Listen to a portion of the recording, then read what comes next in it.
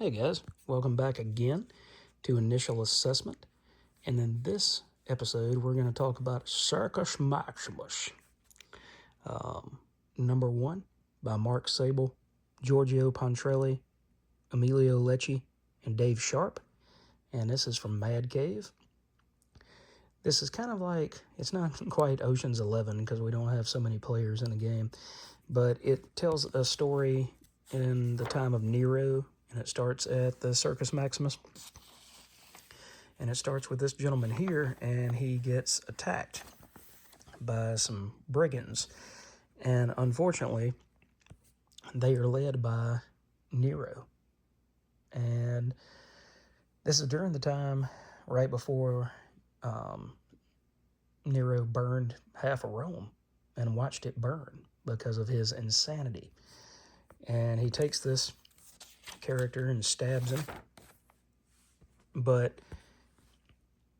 even though it appears that he gets chastised by this girl's father, there ends up being a greater plot because he's now a guard or Praetorian, and he's actually in cahoots with that girl and with her master, one of the higher ups in Rome.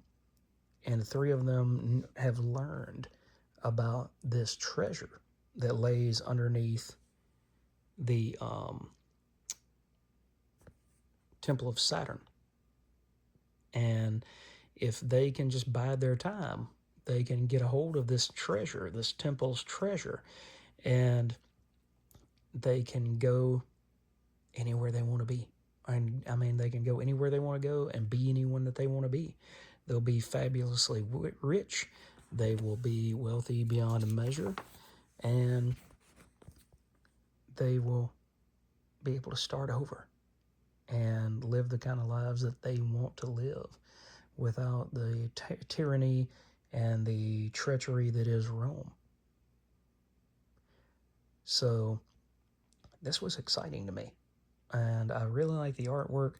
To me, it gives off kind of John Paul Leon vibes, not perfectly, maybe more like Tommy Lee Edwards, but it gives off these vibes of, I don't think this guy would be really well set for superhero comics as an artist, but the level of detail and the attention that is brought to life in this artwork really just punches way above what it looks like its weight class should be. So for me, this was a really enjoyable book, and we get to see them find the treasure. But this is only the first part of a multi-part story. So I heard a lot of people say that it wasn't for them and the artwork wasn't for them and they just didn't really connect with this. But it moved quickly enough for me that it didn't get bogged down with the... you can get bogged down with the history in comics. And instead of getting hung up on the history and getting every historical detail correct, then they focused on the action. They focused on, hey, we've got to move now if we're going to move. So there's also a jockey that gets involved, and then he gets locked up during the first issue. So we're going to have a jailbreak. We're still trying to get the treasure out of the temple while the games are going on.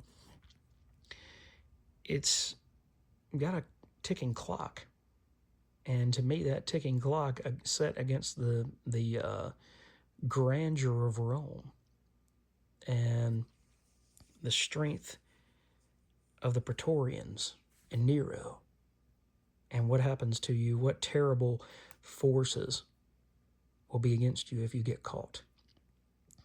Now, it could just be that I watched Gladiator again for the first time in a long time the other night, but I thoroughly enjoyed this book.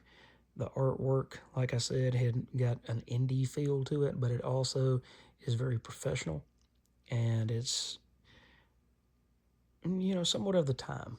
Because I would like to think that if somebody drew a comic book during the time of the Circus Maximus back in AD 64, that, the artwork might not be quite like this, but it would be very true to the history of Rome.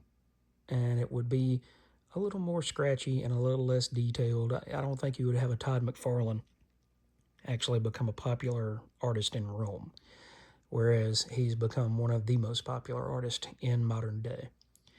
So anyway, with this initial assessment, I say this absolutely kicks tail.